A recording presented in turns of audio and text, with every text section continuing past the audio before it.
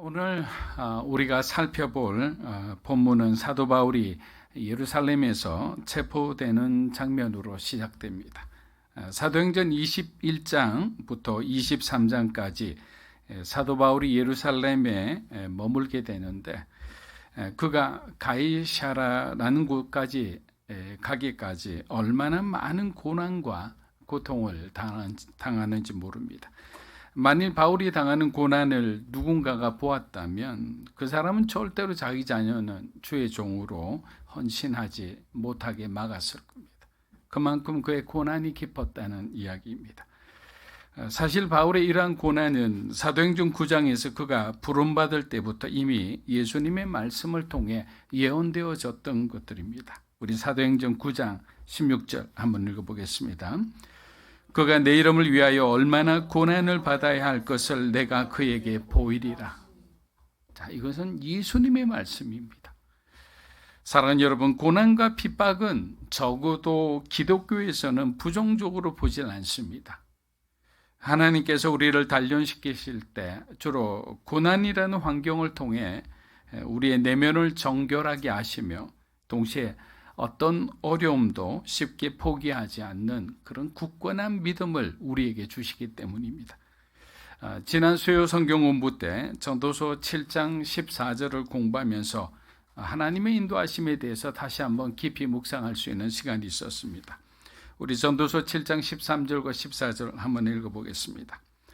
하나님께서 행하시는 일을 보라. 하나님께서 굳게 하신 것을 누가 능히 굳게 하겠느냐. 형통한 날에는 기뻐하고 공고한 날에는 되돌아보아라. 이 두 가지를 하나님이 병행하게 하사 사람이 그의 장래 일을 능히 헤아려 알지 못하게 하셨느니라.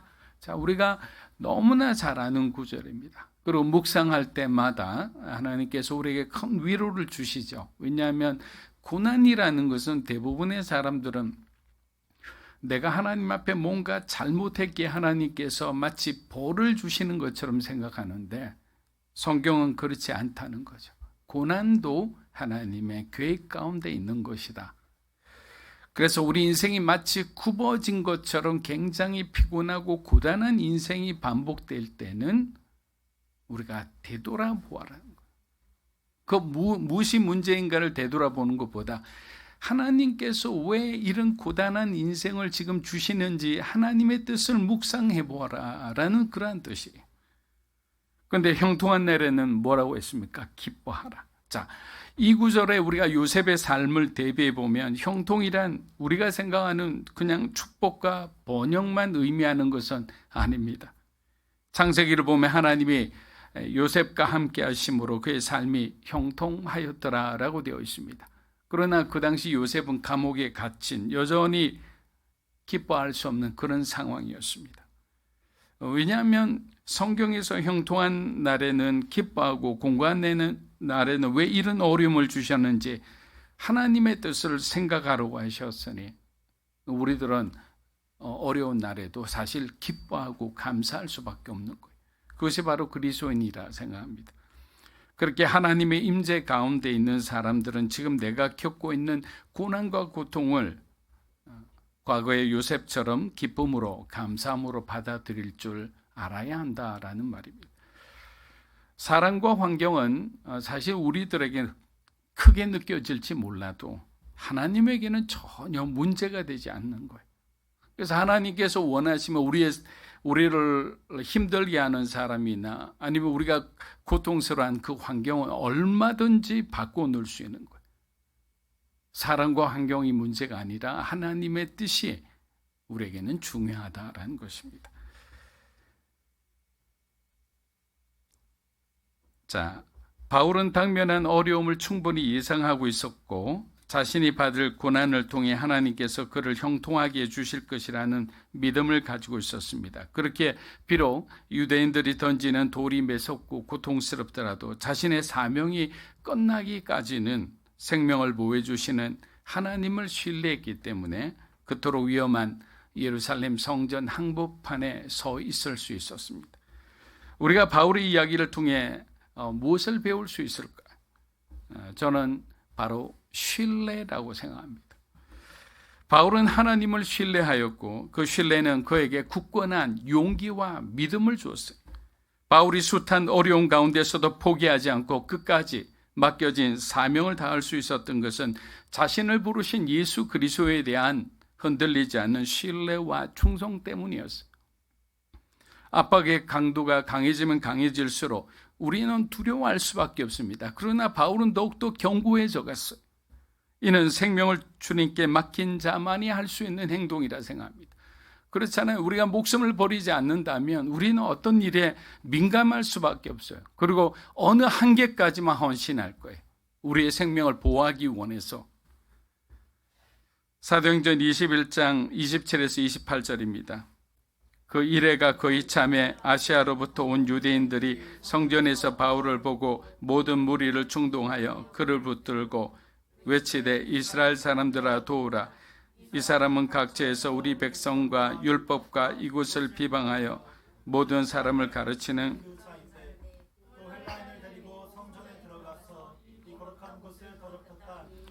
자, 예수께서 예루살렘에 입성하신 후 일주일 동안 성전에 출입하셨듯이 바울 역시도 결례를 지키기 위해서 한 주간 성전에 머무르고 있습니다. 그런데 날이 갈수록 그를 알아보는 사람들이 늘어나기 시작했습니다. 여러분, 이 말씀은 무슨 의미냐? 바울의 어떤 삶에 굉장한 위험이 증가되고 있었다라는 말입니다. 이중 에베소에서 온 자들이 중심이 되어 유대인들의 무리를 충동하여 바울을 모함하기 시작합니다. 그러나 그들의 주장은 모두 거짓말이었습니다. 첫 번째 그들의 거짓말은 바울이 율법 폐기론자라고 주장합니다. 여러분, 바울은 할례를 부정하지 않았습니다. 바울은 디모데에게 할례시킬 정도로 유대인의 전통과 율법을 있는 그대로 받아들였어요.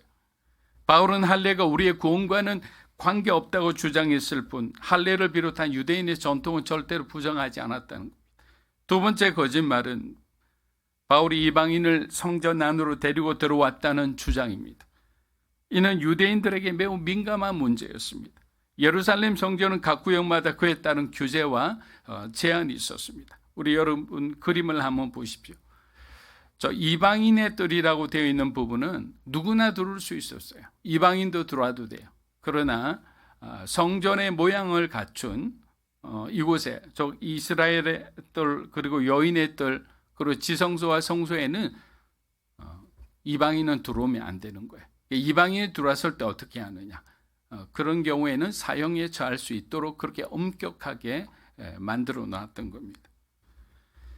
자, 이런 상황이니까 어떻게 됩니까? 성전을 들여봤다고 죽일 수 있기 때문에 바울은 공격당할 수 있는 아주 어려운 어떤 그런 위치에 있었던 겁니다. 에베소에서 온 데메드리오라는 사람은 유대인들이 가장 성역시하는 곳이 어딘지를 잘 알고 있었기 때문에 이참에 바울을 제거하려고 했던 것입니다. 사도행전 21장 29에서 30절입니다. 이는 그들이 전에 에베소 사람 드로비모가 바울과 함께 시내에 있음을 보고 바울이 그를 성전에 데리고 간 줄로 생각함이로라. 온 성이 소동하여 백성이 달려와 모여 바울을 잡아 성전 밖으로 끌고 나가니 문들이 결국 데메드리오의 말은 거짓이었습니다. 같은 에베소 사람 드로비모가 바울과 함께 있는 것을 보고 데메드리오가 이것을 이용하여 선동해서 이들을 죽이고자 했던 것이죠. 그런데 어리석은 유대인들은 예수님 때와 같이 바로 몇몇 사람의 그러한 똑같은 그런 어떤 말의 선동에 넘어가서 바울을 잡아서 성전에 가두어 놓고 죽이고자 합니다. 세상에는 이렇게 사실을 왜곡하며 선동하는 사람들이 많습니다. 여러분, 선동이란 이 단어의 사전적 의미는 대중에게 특정한 생각이나 신념, 이념을 강조하거나 유포하기 위해 사용되는 정보나 아이디어 이런 뜻이에요. 즉 대중의 감정을 조작합니다. 사실을 왜곡합니다. 그리고 해야 될 말을 생략합니다. 그리고 똑같은 반복적인 메시지를 전달함으로 그것이 사실인 것처럼 믿게 만드는 것이 소위 선동의 목적이에요. 과거 대제사장들과 서기관들은 백성들을 선동해서 어떻게 합니까? 예수의 이름 대신 바라바의 이름을 외치겠어요. 창세기 3장을 보면 뱀은 하와를 선동하죠. 유혹하죠. 거짓을 계속 얘기해서 그럴듯하게 만들어서 하와의 호기심을 결국에는 죄를 짓게 만드는 그런 어떤 도구로 사용해 버립니다. 이처럼 사실을 왜곡해서 자신의 의도하는 결과를 만들어내는 것처럼 사실 나쁜 행동은 없죠. 이 데메드리오라는 사람은 에베소에서 어떤 소동을 또 일으킨 사람이죠. 은장색들을 동원해서 바울을 죽이고자 난리를 쳤던 사람입니다. 그런데 그 분이 안 풀렸을까요? 예루살렘 성전에서 다시 와서 바울을 발견하고 그를 죽이기 위해서 또 다른 선동을 시도하는 거예요. 그래서 우리가 보면 사람이 맨 마지막에 바뀌는 것이 뭔지 아세요, 여러분? 성품이에요, 성품. 정말로 안 바뀌면서도 그래도 마지막에 좋아지는 것은 성품입니다. 그래서 우리가 어떤 훈련을 받을 때 가장 마지막 단계의 훈련이 성품의 훈련인 거예요. 그만큼 우리는 우리 자신을 내려놓기를 너무나 두려워하는 거예요. 지난주 말씀드린 것처럼 자존심하고 자존감은 너무나 틀린 거예요. 우리가 자존감을 가지고 있다는 것은 하나님과의 올바른 관계를 가지고 있는 것이라 했어요. 그러나 자존심은 자기 중심의 삶에 치우쳐 있는 사람들이 이렇게 그에서 나타나는 그런 어떤 모습이에요. 그래서 우리가 어떤 성품을 제대로 가지는 것이 굉장히 중요하다. 과거 대제사장과 서기관들은 항상 예수님과 대적하면서 자기가 어디에 서야 될지를 몰랐어요. 왜? 예수님의 말씀을 들으니까 새로운 세계를 그냥 예수님이 말씀하시는데 당황하기 시작했던 거예요. 왜? 한 번도 들어보지 못한 말씀이니까. 예수님의 말씀 안에는 생명이 있었기 때문에. 그들은 외식했죠. 그들은 거짓말을 했어요. 백성들을 속였어요. 그 말에 무슨 능력이 있겠습니까? 정말 기도하고 여러분들 열심히 하나님 앞에 여러분 자신을 내려놓기 시작할수록 여러분에는 보이지 않는 힘이 생기는 거죠. 영향력이 생기는 거죠. 여러분을 통해 하나님은 선한 일들을 많이 하실 거예요. 그런데 우리가 우리 자아로 똘똘 뭉쳐 있다면, 우리 안에 있는 원망과 우리 안에 있는 슬픔과 우리 안에 있는 어떤 아픔으로 똘똘 뭉쳐 있다면 그 어떤 것도 우리가 하나님의 통로가 되지 못하죠. 저는 간간히 이렇게 비유를 합니다. 수도꼭지 비유죠. 여기는 하나님이세요. 하나님은 항상 거룩하고 깨끗한 물을 우리에게 부어주시죠. 그리고 우리는 통로가 되기를 원하는 거예요. 그런데 수도꼭지가 녹슬어 있다고 생각해 보세요. 하나님에서 오는 물이 더러운 게 아니에요. 나를 통과하면서 녹물이 되고 검은 물이 되기도 하는 거예요. 그러나 우리가 정결하고 거룩한 삶을 살고 있다면 우리의 수도관은 깨끗할 거예요. 그러면 주님의 물이 그대로 깨끗한 물이 되어 전달되는 거예요. 그것이 바로 뭐냐? 영향력입니다. 그 물을 마시는 사람마다 살아나는 거예요. 여러분, 그런데 굉장히 고통스러운 것은 무엇이냐? 그리스도인으로서 데메드리오 같은 사람을 용서하라는 예수님의 가르침 때문에 70번에 7번씩 용서하라는 거예요. 나를 힘들게 한 사람, 나를 고통스럽게 한 사람을 하나님은 용서하라는 거예요. 우리 마음에 깊이 펴있는 원한 때문에 사실 우리는 용서하기 어려울 때가 많습니다. 우리 모두 인생을 살다 보면 이런 억울함이 한두 번이 아니죠. 그럼에도 우리는 바울처럼 복음을 전하고 세상에 그 좋은 소식을 전하려 노력해야 한다는 거예요. 바울이 죄가 있다면 예수 믿고 복음 전한 것뿐이에요. 그는 복음을 듣지 못하고 죽어가는 영혼들에게 예수를 끝까지 전하고자 했습니다. 사랑하는 여러분, 그리스도인은 원수까지도 사랑해야 하기에 그 어떤 보복이라는 단어는 어울리지가 않죠. 그래서 그들이 우리를 찔러대도 우리는 결코 그들을 찌를 수가 없는 거죠. 왜냐하면 예수님께서 십자가에 올라가실 때 이미 그렇게 정하셨기 때문에. 예수님은 자기를 죽이려 하는 사람들에게 보복할 수 있는 어마어마한 하나님의 힘을 갖고 있었지만 그러한 권능을 그런 데 사용하지 않고 오히려 자신이 찔리심으로 모든 인류를 구해내셨기 때문에, 그래서 70번에 7번씩 용서라는 것은 그냥 용서라는 거예요. 무한대의 용서예요.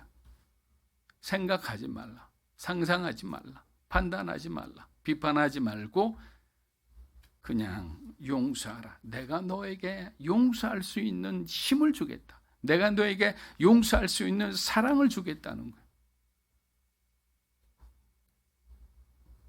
그래서 그게 참으로 힘들기 때문에 반복적으로 훈련하고 반복적으로 쓰러지고 다시 일어나게 되는 겁니다. 누군가가 이에 대해 통찰력 있는 말을 해주었습니다.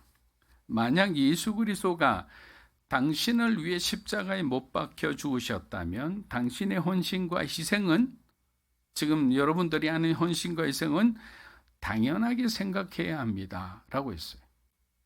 그런데 우리는 종종 우리가 어떤 공동체나 단체에 헌신하는 것에 굉장히 집중하고 몰두하죠.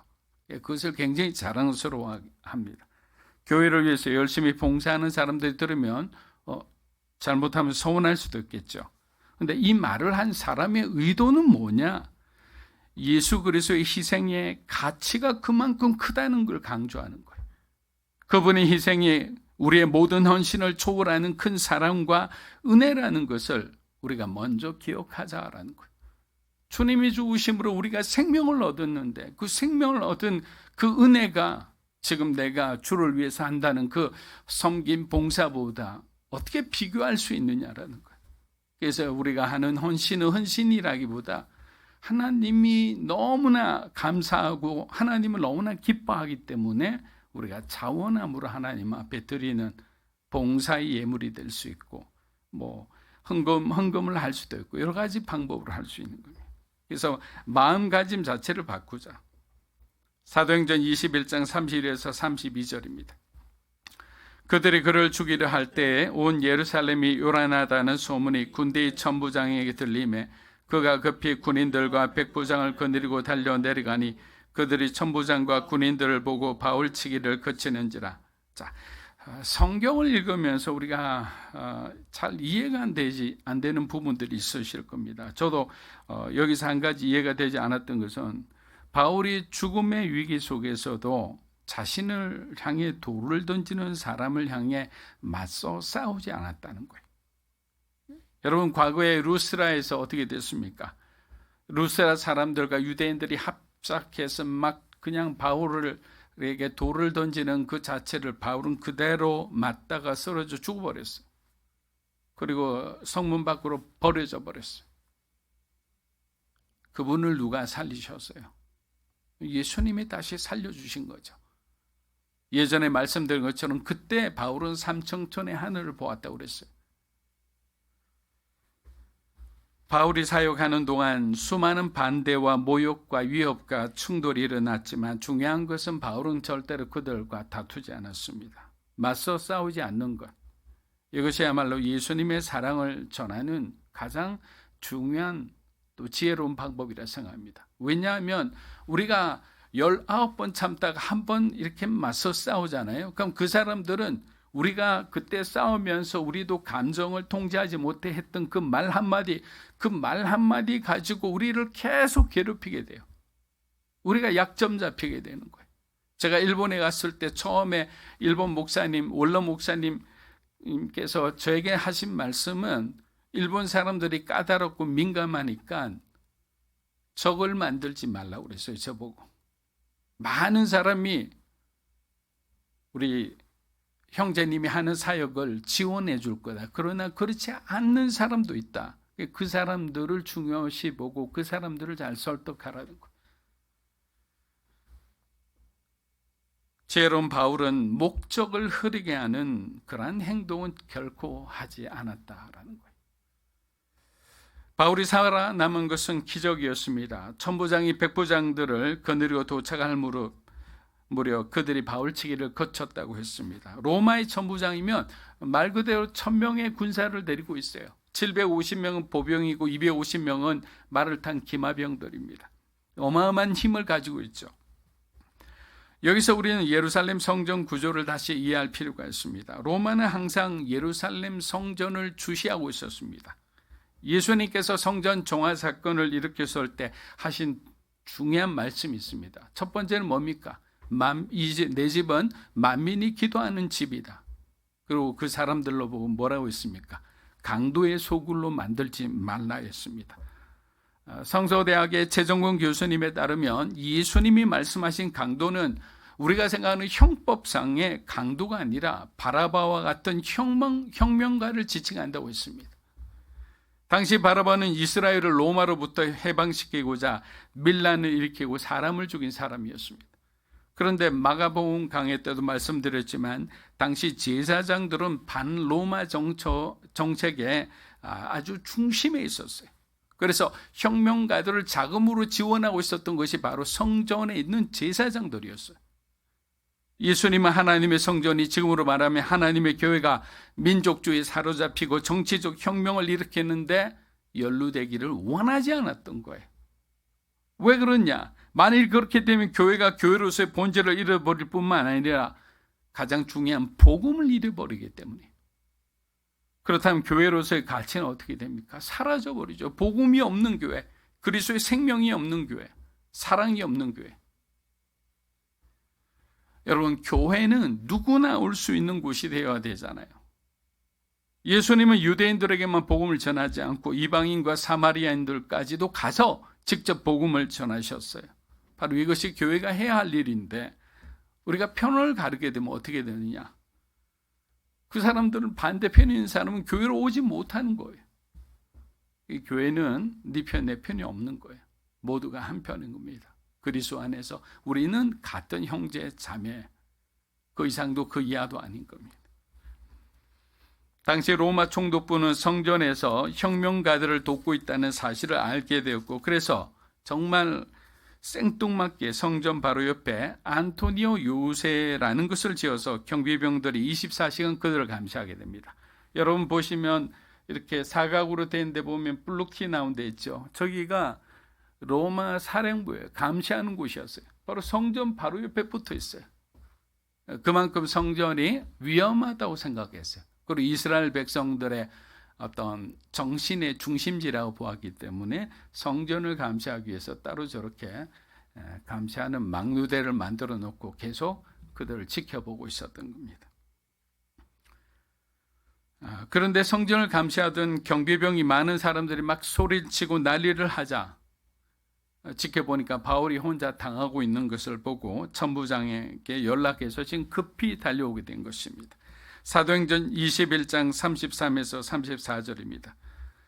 이에 천부장이 가까이 가서 바울을 잡아 두 쇠사슬로 결박하라 명하고 그가 누구이며 그가 무슨 일을 하였느냐 물으니 무리 가운데서 어떤 이는 이런 말로 어떤 이는 저런 말로 소리치거늘 천부장이 소동으로 말미암아 진상을 알 수 없어 그를 영내로 데려가라 명하니라.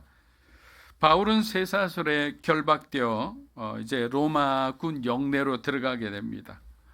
유대인들에게서 구원받았지만 영락 없는 죄인의 모습입니다. 복음을 위해 열심히 살았는데 매를 맞고 사슬에 매여 있습니다.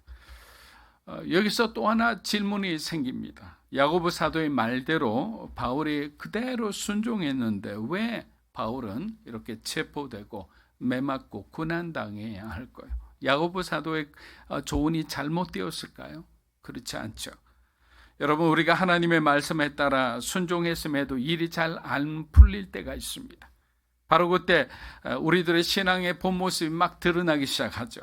예수님은 하나님의 구원의 사역을 위해 뭘 먼저 하셨어요? 십자가를 지셨죠. 십자가는 모든 사람이 보기에 완전한 패배를 상징하는 거예요. 하나님의 일을 위해서 왔는데 왜 죽으러 오셨냐? 이것이 제자들이 가장 이해가 안 됐던 거예요. 십자가 죽기 전까지만 해도 모든 사람들이 그냥 입에 쩍 벌어질 정도의 놀라운 기사와 이적과 표적을 행하셨던 분이 생명의 말씀을 전하면서 그 단단했던 사람들의 마음을 부러제치며 그들이 굴복하고 하나님 앞에 회개하게 했던 그 놀라운 예수 그리스도가 십자가에 그냥 아무 저항도 없이 죽어가는 과정을 보고 어마어마한 실망을 한 거죠. 그러나 여러분 잘 아셔야 돼요. 십자가가 없이는 부활의 면류관은 우리에게 주어지지가 않습니다. 고난이라는 것이 없다면 우리에게 영광이라는 것도 찾아오지가 않죠. 하나님의 사람에게는 반드시 광야의 시간을 겪게 하시는 것도 바로 이와 같은 원리입니다. 우리가 생각하는 하나님의 계획은 모든 것이 다 평화롭고 행복한 것은 아니라는 거예요. 여러분 예를 들면 이런 거예요. 시작과 끝이 있다면 하나님은 중간중간에 고난, 중간중간에 고통, 중간중간에 질병 이렇게 넣어서 우리를 나중에는 그리스도인으로 정말 신실하고 진정한 그리스도인으로 완성하시는 거죠. 이 가운데 있는 고난을 가지고 우리는 너무 많은 부담을 갖고 생각할 필요가 없는 거예요. 왜? 어차피 우리는 그리스도인이라면 마지막까지 가게 돼 있는 거예요. 그 다윗이 말했듯이 이 또한 지나가리라. 좋은 날도 지나가고 슬픈 날도 지나가는 겁니다. 예루살렘에서 이러한 연장선에서 보면 바울은 반드시 예루살렘에 가야만 로마로 갈 수 있는 거예요. 예루살렘에서 고난받아야만 로마로 가는 길이 열리는 거예요. 여러분이 목표로 하는 일이 있다면 그곳에는 반드시 크고 작은 고난이 기다리고 있을 겁니다. 바울이 한사코 말리는 예루살렘을 자원하여 들어갔듯이 여러분들도 고난의 길을 두려워하거나 피하지 않고 믿음으로 정면 돌파하시기를 주의 이름으로 축복합니다. 사도행전 21장 35에서 36절입니다. 바울이 층대에 이를 때에 무리의 폭행으로 말미암아 군사들에게 들려가니 이는 백성의 무리가 그를 없이 하자고 외치며 따라가미를. 자, 바울이 층대에 이를 때 무리의 폭행으로 인하여 바울은 군사들에게 이렇게 들려가는 신세가 됐어요. 막 그냥 이렇게 쭉 때려 패니까. 살기등등한 폭도들은 계속 뒤를 쫓아오면서 그를 죽여라 죽여라 외칩니다. 여러분 이 외침은 정확하게 25에서 30년 전에 예수님에게 했던 그 외침과 마찬가지예요. 그렇게 은혜 받았던 유대인들이 어떻게 합니까? 예수님에 대해서 십자가에 못 박아라, 그를 죽여라 이렇게 외친 거예요. 그 외침에 똑같이 데자뷰돼서 바울에게 자기를 살리기 위해서, 자기 동족을 살리기 위해서 복음을 전하려 이 땅에 온 바울에게 그렇게 죽어라 라고 외치고 있는 겁니다. 바울이 많은 위험을 감수하면서 예루살렘으로 가려는 이유가 있었습니다. 그는 이방인을 위한 사도로 부름받았지만 그의 마음 한켠에는 자기 동족에 대한 슬픔과 아픔이 있었기 때문입니다. 로마서 11장에도 분명히 기록되어 있듯이 유대인의 넘어짐을 통해 이방인이 구원을 받았듯이 이방인이 막 구원받는 그 놀라운 행렬을 보고 유대인들이 식이 나서 그들도 구원받으리라는 것이 바울의 생각이었습니다. 우리 로마서 11장 11에서 12절입니다. 그러므로 내가 말하노니 그들이 넘어지기까지 실족하였느냐? 그럴 수 없는. 그들이 넘어짐으로 구원이 이방인에게 이르러 이스라엘로 시기나게 함이니라. 그들의 넘어짐이 세상의 풍성함이 되고 그들의 실패가 이방인의 풍성함이 되거든. 하물며 그들의 충만함이, 유대인들의 넘어짐으로 인해 이방인이 구원받고 충만하게 되었으니 이제는 유대인들이 구원받을 차례라는 것이에요. 이게 바울의 그 마음이에요. 말씀을 마무리합니다. 사도행전 21장 39에서 40절입니다. 바울이 이르되 나는 유대인이라 소업이 아닌 킬리기아 다소의 청컨대 백성에게 말하기를 허락하라 하니 천부장이 허락하거늘 바울이 층대 위에 서서 백성에게 손짓하여 매우 조용히 한 후에 히브리 말로 말하니라. 사도 바울은 천부장에게 허락을 얻어 무언가를 말하기 위해 안토니아 요새로 향하는 바로 이 층대 위에 있습니다. 자, 그러면 뭘 말하려고 층대 위에 있을까요? 우리가 다음 주에 공부할 22장을 살짝 펼쳐보니까 바울은 층대 위에서 복음을 전하려고 하는 거예요. 정말 복음에 미친 사람이, 그리고 자기 동족을 이방인만큼 정말 사랑하는 사람이에요. 그렇게 망신창이가 되었음에도 그는 끝까지 복음을 전하기 위해서 그 자리에 서 있는 것을 보고 정말 숙연해질 수밖에 없습니다. 여러분, 사도행전이 우리에게 얘기하는 것은 무엇이겠습니까? 첫 번째는 그리스도인은 그리스도인답게 살아야 된다는 거예요. 두 번째는 땅의 것이 아니라 너희는 하늘의 것을 찾으라는 거예요. 세 번째는 성령의 능력으로 땅끝까지 복음을 전하라는 것이 바로 우리에게 주는 도전이죠. 사랑하는 여러분, 안도현 시인의 너에게 묻는다라는 아주 짧은 시가 장안의 화제가 된 적이 있습니다. 그리고 그 시를 읽는 순간 많은 사람들이 자신의 삶을 돌아보게 되었다고 했습니다. 저는 이 시간 우리 모두가 그 시인의 질문에 대해서 한번 답해 보면 좋겠습니다. 우리 함께 읽어볼까요? 연탄재 함부로 발로 차지 마라. 너는 누구에게 한 번이라도 뜨거운 사람이었느냐? 저는 이 시를 처음 딱 읽고 참 마음이 아파왔어요. 연탄재 함부로 발로 차지 마라. 너는 누구에게 다른 사람을 위해서 한 번이라도 뜨거웠던 적이 있느냐? 주님을 위해서 너는 이렇게 뜨거웠던 적이 있느냐? 또 미지근하게 신앙생활하는 사람이 얼마나 많아요. 앞으로 이런 사람은 연탄재보다 못한 사람이죠. 주님을 위해 어두운 세상에 믿음을 가지고 정말 세상의 빛과 소금이 되는 여러분이 되시기를 주의 이름으로 축복합니다.